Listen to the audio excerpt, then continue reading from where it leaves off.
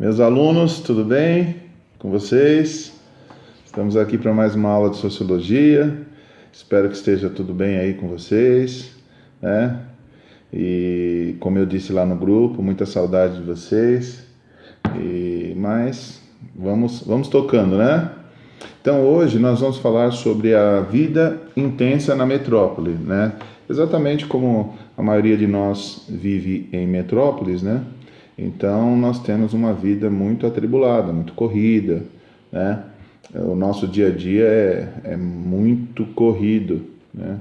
Um pouquinho antes dessa mudança radical que foi o coronavírus, que o coronavírus promoveu na nossa vida, as nossas atividades diárias sempre são ali, tudo encaixadinho, com horário marcado, né? Vou trabalhar, saio da escola, tenho meus afazeres de casa, tenho lição para fazer, tenho que ir ao supermercado, tenho que buscar alguém na escola, no trabalho, tenho que fazer lição, tenho que comprar coisas.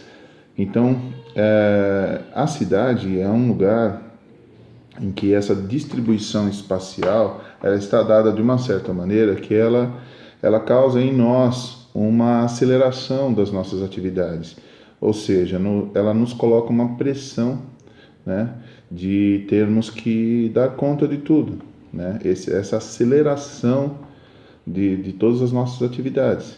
E isso nos causa um certo estresse, uma pressão, e isso pode refletir até no nosso psicológico, né? E às vezes nós não temos tempo para fazer as coisas do dia a dia que a gente gostaria de fazer, ter mais tempo para as pessoas da família, por exemplo. O nosso normal do dia a dia, antes coronavírus, é uma correria, né? Em outras áreas urbanas, em outras formas espaciais de habitação, isso é diferente.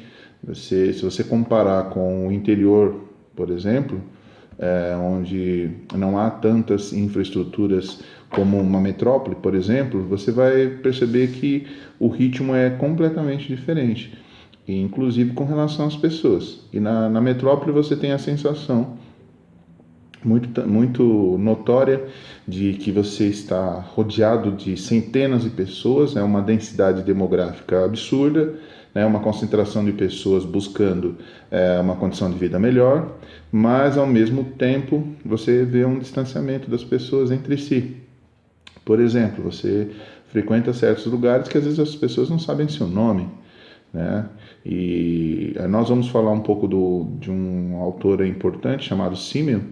Ele está vivendo ali o final do século passado, início desse século, que é, ou melhor, fim do século retrasado, início do século passado, né? Que eu sou do outro século, né? Então, obviamente que ele está vendo algumas mudanças na cidade de Berlim, né? Naquela época, para você ter uma ideia, ele usava o relógio de bolso, né? Aquele redondinho e tal. E ele já enxergava essas mudanças na metrópole.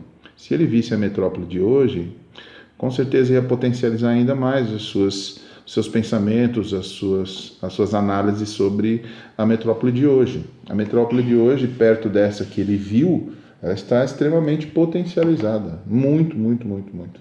Ele veria coisas que dariam conta que a teoria dele estava certa, né? Completamente certa. Bom, vamos lá. Então há uma inversa proporcionalidade, né? Você está nos grandes centros urbanos, você está rodeado de centenas de pessoas no transporte público, no clube, no trabalho, na escola. Você está rodeado de centenas de pessoas e ao mesmo tempo você tem um distanciamento dessas pessoas, né? Então, para ele, na metrópole isso ocorre. Por exemplo, você está num cursinho desses de pré-vestibular. Você tem lá 140, dependendo da sala, como eu tenho casos de ex-alunos meus que estão dando aula em cursinho. Tem um caso de uma aluna que dá aula num cursinho da Federal, ela dá aula para 2 salas, cada sala tem 100 alunos. Tem salas de cursinho com mais alunos. Então, será que a professora vai conhecer todos pelo nome? Será que a professora vai conhecer todos os pais? Será que essas pessoas vão fazer parte do ciclo de amigos dela? Não sei. Agora, é óbvio que se nós pegarmos o exemplo da nossa comunidade SEAD, da nossa família SEAD, se você pegar isso, você vai enxergar assim, todos se conhecem pelo nome, conhecem os pais, conhecem os professores há anos.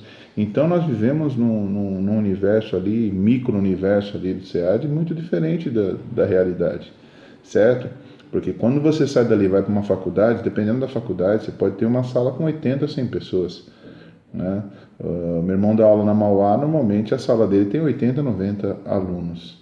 Ele vai conhecer todos os alunos pelo nome, mas normalmente, eu lhes digo, é muito difícil você ter uma relação muito aprofundada com essas pessoas. Então, é uma relação inversamente proporcional. Quanto mais você está numa metrópole, você vai estar com mais pessoas, porém você vai estar mais distantes dela. Isso segundo o Simmel. Essa é a visão do Simmel, esse pensador aí, né, que ele vê isso, ele enxerga isso, né? E ele também fala que há uma potencialização do individualismo nos grandes centros urbanos. Isso é muito notório, né? Então, segundo o Simmel, isso iria acontecer num grande centro urbano. Já numa cidade essencialmente rural, todas as pessoas se conhecem, são grupos de pessoas menores, então as pessoas conhecem mais a vida um do outro, se importam mais com o outro, as pessoas se sentem mais seguras por conhecer as pessoas, se sentem mais aproximadas, mais acaloradas, mais cuidadas, digamos assim. São menos pessoas, mas elas estão mais próximas. Então, o fato de estar junto com uma quantidade de pessoas absurda não quer dizer. Então, acontece muito aqueles problemas típicos de uma metrópole, ou seja, a pessoa se sente solitária, sozinha, mora num apartamento sozinho, usa um carro sozinho. Então, são consequências aí de você morar numa metrópole. E a sociologia, essa tal modernidade, né, ela propiciou digamos assim, essas atitudes diferentes, dependendo do lugar, da espacialidade que você se encontra. Espacialidade, eu estou falando do lugar de moradia, lugar de vivência, lugar de busca dos seus objetivos de vida. Então, a cidade, ela promove essa aceleração do processo da sua vida diária. Isso é comum. Nós poderíamos dizer assim, fazemos um andar bem rápido aqui. Na época por exemplo, no Egito, eles viviam em função, nas primeiras plantações, elas eram só durante o período que o sol estava, né? Quando terminava o sol, acabou o trabalho, acabou a colheita, acabou o trabalho na agricultura. Depois, mais para frente, era o tempo da ampulheta, aquele objeto assim que fica caindo a areia. Então, o trabalho era contado por aquilo. Depois nós temos o tempo da igreja. As praças, normalmente as praças nas primeiras cidades tinham sempre uma igreja ali na pracinha. E aí as pessoas se controlavam ou se orientavam pelo relógio da igreja. E esse processo foi acelerando. Veio a indústria, Revolução Industrial. Começou-se a se organizar e a se controlar a partir do relógio da empresa, né, da fábrica. E esse processo se acelerou tanto que hoje você não tem mais nem um relógio de pulso, você tem um relógio do celular. O celular vai para qualquer lugar com você. O trabalho te acompanha. Então, numa fração de segundos, você tem notícias do mundo inteiro. Você pode estar ali sabendo tudo que está acontecendo. E, ao mesmo tempo, você está ali ligado no mundo e não está ligado à pessoa que está sentada ao seu lado, no transporte público, na escola, na faculdade. Então, quer dizer, segundo o Simmel, essa proximidade com muita gente não necessariamente vai gerar relações. E essas relações hoje estão muito distanciadas, superficiais e distanciadas. Ok? Então, a intensificação da vida vai proporcionar isso, né? Quando o Simmel fala de atitude de reserva, ele fala disso. Você vai ficar em reserva em relação às outras pessoas. E essa reserva em relação às pessoas, você vai limitar a sua relação com algumas pessoas. E isso vai gerar uma situação de você se reservar, certo? Você não vai se abrir, porque você não conhece as pessoas, você não tem uma relação com elas, né? E, ao mesmo tempo, isso pode gerar um problema psicológico em você. Então, você, de alguma maneira, tem que proteger a sua consciência, né? Então, as pessoas acabam, nesse processo, gerando uma coisa chamada indiferença. Não é que a pessoa não se importa necessariamente com o outro. A partir do momento que eu não consigo ter uma relação com o outro, eu vou ser indiferente ao outro. É passar do lado de um mendigo e não me preocupar. Eu não tenho relação com ele, não me importa. Então, segundo o Simmel, os grandes centros urbanos provocam esse distanciamento, essa indiferença. As pessoas se tornam mais reservadas. Então, as pessoas começam a tratar os outros com mais antipatia, com mais indiferença, né? Esse ser humano, esse novo ser humano, ele foi socializado nos grandes centros urbanos. Ele já faz todo o processo de socialização dele pensando assim. Por isso que há, às vezes, umas situações assim. Quando você vai de férias numa cidade mais calma, mais pacata, você começa a conversar com as pessoas de lá e você vê que você é muito diferente das pessoas de lá. E as pessoas de lá têm a mesma sensação de você. Tanto é que quando você... Desculpa.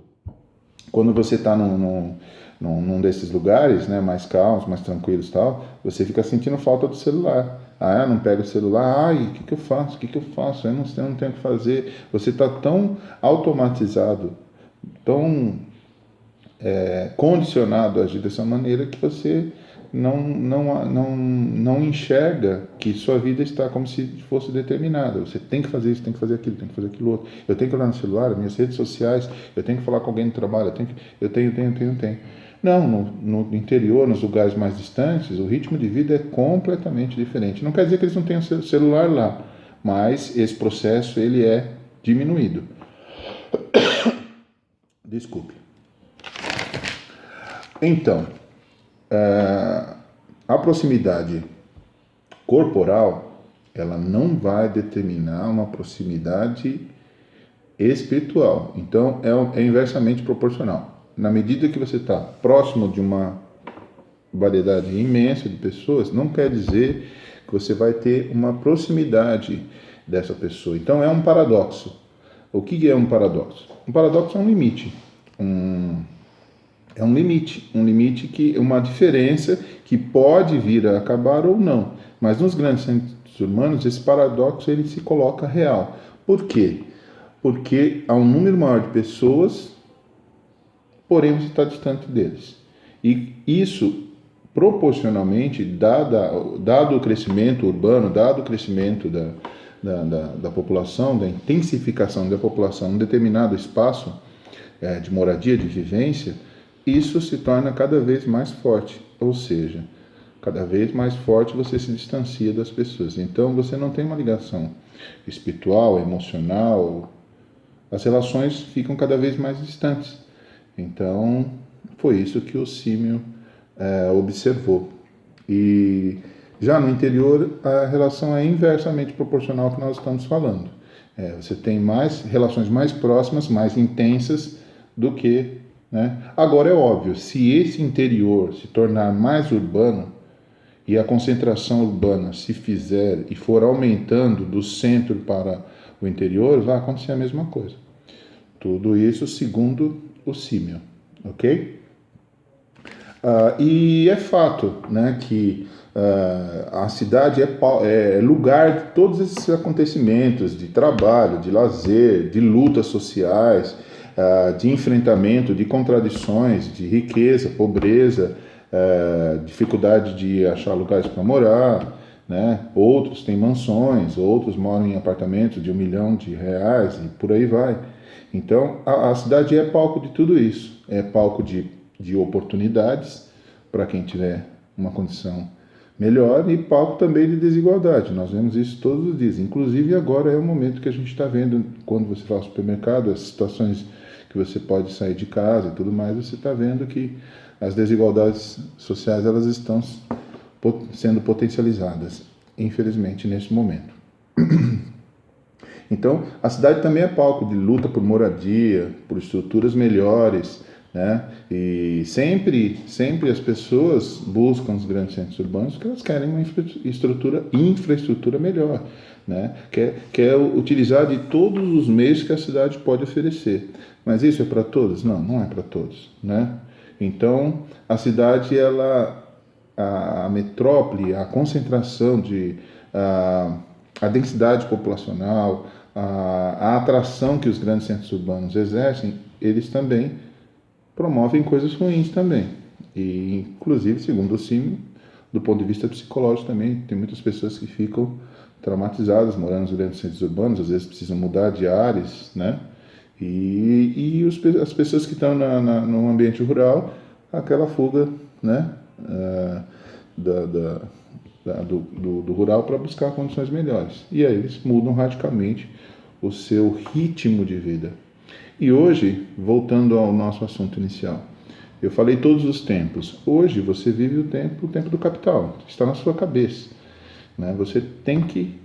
Eu tenho que estudar, eu tenho que fazer faculdade, eu tenho que fazer pós-graduação, eu preciso me especializar, eu preciso crescer no emprego, eu preciso isso, eu preciso, né? E isso fica na sua cabeça, você não precisa mais nem do relógio. Você fica condicionado, mesmo no final de semana, você acaba acordando mais cedo, você fala, poxa, mas eu tenho alguma coisa que fazer. Não, é o teu dia de descanso, mas o seu corpo está tão habituado a isso que ele automaticamente ele faz isso, né? E às vezes você até sonha, né? Você fala, pô, você levanta, tá, nossa, tô atrasado, perdi a hora. Depois você fala, putz, não, hoje é sábado, hoje é domingo, hoje é feriado. Então é uma pressão que os grandes centros urbanos nos colocam. Tudo bem? Agora tem o paradoxo da modernidade, eu já comentei com vocês, né? Então, essa coisa do individualismo, da indiferença, você está rodeado de pessoas e ao mesmo tempo você não tem ninguém. Você tem e não tem. Então é um paradoxo desses tempos modernos que nós vivemos. E, obviamente, esses tempos modernos eles são objeto de estudo da sociologia. E, só relembrando, nos grandes centros urbanos, para alguns, eles acham que os grandes centros urbanos estão reservados só para os intelectuais, para os ricos, né, para os bem de vida, né? Esses merecem estar nos melhores lugares dos grandes centros urbanos.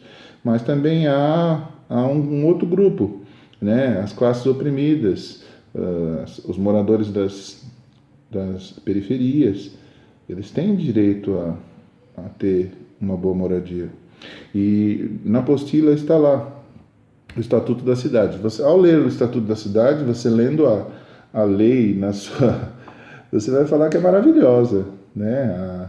Tudo aqui é ótimo, parece que é muito social, que é para todos, né? E nós sabemos que o direito ele não é para todos, ele ratifica as diferenças, ele confirma as desigualdades, ele não é igual para todos.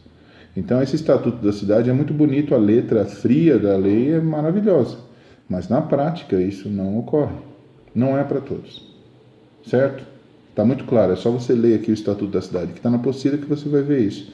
Então, o Símil, assim, concluindo, né, ele enxerga que o ser humano, essencialmente, ele não vai se sentir bem nos grandes centros urbanos, segundo o pensamento do Símil. Ele vai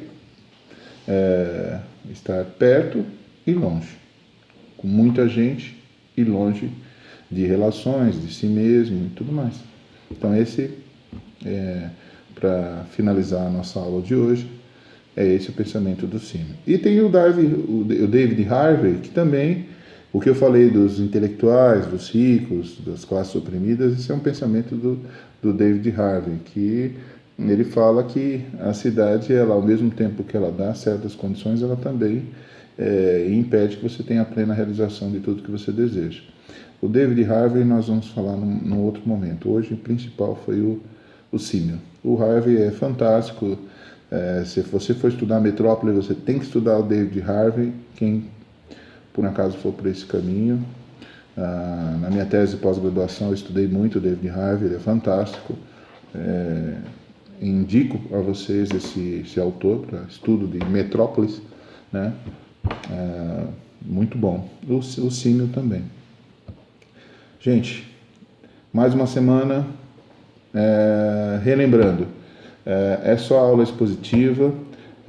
Nessa semana vocês não têm que entregar exercício ainda, certo? Assim que chegar as apostilas, se estiverem de posse das apostilas, aí sim eu vou cobrar de vocês os exercícios, alguma atividade, alguma coisa. Por enquanto é só a aula expositiva mesmo. Beijo, boa semana. Tchau, tchau.